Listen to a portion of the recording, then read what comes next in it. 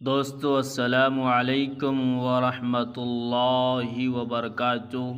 روزمرہ کی طرح آج میں پھر صرف 5 منٹ کا مدرسہ قرآن و حدیث کی روشنی میں سبق نمبر 21 محرم الحرام لے کر حاضر خدمت ہوا ہوں۔ سبق شروع کرنے سے پہلے آپ تمام احباب سے گزارش ہے کہ میرے اس کار خیر کو پھیلانے میں میری مدد کریں، آپ آگے شیئر کریں، کیونکہ میں نے دیکھا ہے اور میری آنکھیں فیس بک پیج ہو یا یوٹیوب ہو اس پر جمی رہتی ہیں۔ اکثر لوگوں کو میں نے دیکھا ہے کہ وہ جو برائی چیزیں ہیں، بری باتیں ہیں، جو ہمارے اخلاق کو، ہماری کردار کو، ہمارے بچوں کی زندگیوں کو برباد کر سکتی ہیں، انہی چیزوں کو لوگ زیادہ سے زیادہ شیئر کرتے ہیں۔ حالانکہ ہمیں سوچنا چاہیے کہ ہم ایسی چیزوں کو شیئر کر کے اللہ کے سامنے رسوا نہ بنیں، تاکہ ہم جو لوگ ہمارے شیئر کرنے سے دیکھیں گے ان کے گناہوں کا بوجھ ہمارے سر پر بھی نہ ڈال دیا جائے۔ اسی طریقے سے ہمیں یہ کرنا چاہیے کہ جو نیک باتیں ہیں اسے پھیلائیں، تاکہ جو ثواب ڈالنے والے کو ملے وہ شیئر کرنے والے کو بھی اللہ تعالیٰ چاہے تو دے سکتا ہے۔ آئیے ہم سبق آگے بڑھتے ہیں نہ زیادہ بات کرتے ہوئے۔ نمبر 1، اسلامی تاریخ۔ حضرت ابراہیم علیہ السلام کو سزا دینے کی تجویز۔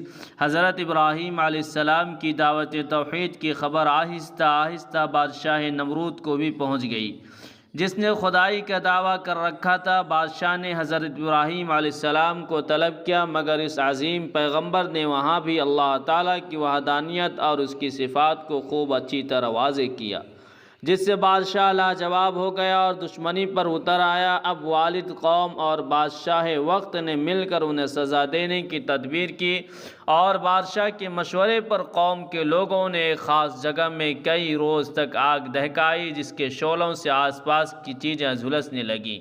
جب لوگوں کو یقین ہو گیا کہ حضرت ابراہیم علیہ السلام اس آگ سے زندہ بچ کر ہرگز نہیں نکل سکیں گے، تو ان کو اس آگ میں ڈال دیا، مگر رب العالمین کی مدد اور اس کی زبردست طاقت کے سامنے ان کم عقلوں کی تدبیریں کہاں چل سکتی تھیں۔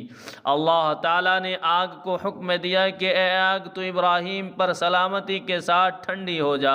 آگ شعلوں اور انگاروں کے باوجود اسی وقت ان کے حق میں ٹھنڈی ہو گئی، اور حضرت ابراہیم علیہ السلام اس میں صحیح سالم رہے۔ اس قدرت خداوندی اور معجزے کو دیکھنے کے بعد بھی لوگوں نے ایمان قبول نہیں کیا، تو حضرت ابراہیم علیہ السلام نے ہجرت کا ارادہ فرما لیا، اور حضرت سارہ علیہ السلام اور اپنے بھتیجے حضرت لوط علیہ السلام کو لے کر فلسطین، نابلس اور مصر وغیرہ کی طرف ہجرت کر گئے۔ اس دوران دین کی دعوت کا بھی فریضہ انجام دیتے رہے۔ نمبر 2، اللہ کی قدرت۔ موتی کی پیدائش۔ موتی بہت ہی قیمتی پتھر ہوتا ہے جو سیپ کے اندر بنتا ہے۔ جب سیپ کے اندر موتی بننے والا مادہ پہنچتا ہے تو اس پر چمکدار رنگوں والے کیلشیم کا کاربونیٹ کی تہ چڑھنا شروع ہو جاتی ہے۔ یہ مادہ موتی بنانے میں اہم کردار ادا کرتا ہے۔ اس کی مدد سے چند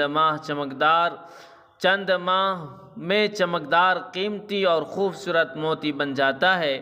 آخر سمندر کی گہری تہوں میں بند سیپ کے اندر اتنی قیمتی موتی کون بناتا ہے؟ بلا شبہ سیپ کے اندر موتی کا پیدا کرنا اللہ کی زبردست قدرت ہے۔ نمبر 3، ایک فرض کے بارے میں ماں باپ کے ساتھ اچھا سلوک کرنا۔ قرآن میں اللہ تعالیٰ فرماتا ہے، ہم نے انسان کو اپنے ماں باپ کے ساتھ اچھا سلوک کرنے کا حکم دیا ہے۔ اس کی ماں نے بڑی مشقت کے ساتھ پیٹ میں رکھا اور بڑی تکلیف کے ساتھ اس کو جنا ہے۔ نمبر 4، ایک سنت کے بارے میں ہدیہ قبول کرنا۔ حضرت عائشہ رضی اللہ عنہ بیان کرتی ہیں، رسول اللہ صلی اللہ علیہ وسلم ہدیہ قبول فرماتے تھے اور اس کا بدلہ بھی عنایت فرماتے تھے۔ نمبر 5، ایک اہم عمل کی فضیلت ذکر کرنے والا زندہ ہے۔ رسول اللہ صلی اللہ علیہ وسلم نے فرمایا، جو شخص اپنے رب کا ذکر کرے اور جو اللہ کا ذکر نہ کرے، اس کی مثال زندہ اور مردہ کی طرح ہے، یعنی ذکر کرنے والا زندہ اور ذکر نہ کرنے والا مردہ کی طرح ہے۔ نمبر 6، ایک گناہ کے بارے میں ایمان والوں کو تکلیف دینا۔ رسول اللہ صلی اللہ علیہ وسلم نے فرمایا، جس شخص نے کسی مسلمان کو تکلیف دی اس نے مجھے تکلیف پہنچائی، اور جس نے مجھے تکلیف پہنچائی اس نے اللہ کو تکلیف پہنچائی۔ نمبر 7، دنیا کے بارے میں استغنا انسان کو محبوب بنا دیتا ہے۔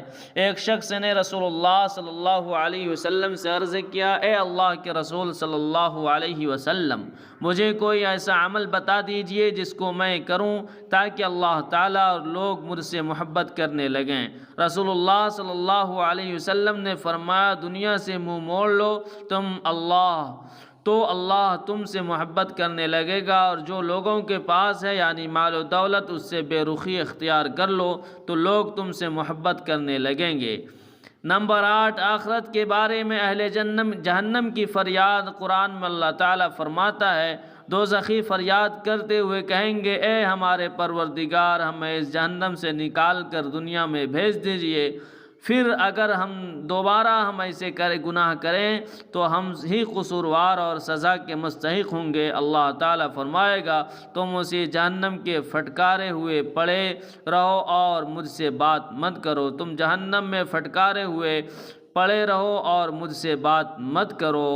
نمبر 9، طب نبوی سے علاج، زکام کا علاج۔ رسول اللہ صلی اللہ علیہ وسلم نے فرمایا، تم لوگ مرزن جوش کو سونگھا کرو کیونکہ یہ زکام کے لیے مفید ہے۔ نوٹ: علامہ ابن قیم رحمۃ اللہ علیہ فرماتے ہیں کہ اس کی خوشبو زکام کی بندش کو کھول دیتی ہے، اس سے جمع ہوا نزلہ پتلا ہو کر بہہ جاتا ہے اور پھیپھڑوں پر جمع ہوا بلغم نکل جاتا ہے، نیز اس میں دوسرے بھی بہت سے فوائد ہیں۔ نمبر 10، قرآن کی نصیحت۔ قرآن میں اللہ تعالیٰ فرماتا ہے، تم سب مل کر اللہ کی رسی کو مضبوط پکڑے رہو، یعنی قرآن کریم کے بتائے ہوئے طریقے اور ضابطے پر چلو اور آپس میں نا اتفاقی مت کرو۔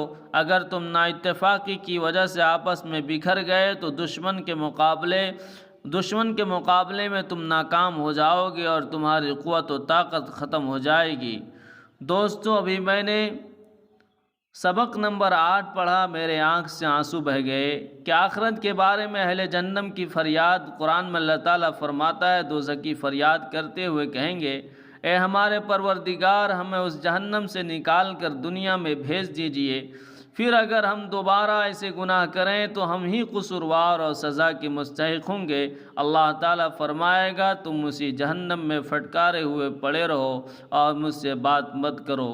دوستو، یاد کریں، جس دن اللہ تعالیٰ انکار کر دے گا اور ہم لوگوں کی خواہش ہوگی کہ ہمیں اس طریقے سے ہماری منچاہی زندگی وہاں بھی گزاریں، دوستو وہاں کچھ بس نہیں چل پائے گا۔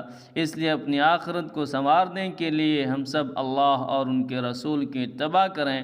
اللہ تعالی ہمیں سننے اور سمجھنے سے زیادہ عمل کرنے کی توفیق نصیب فرمائے، آمین یا رب العالمین۔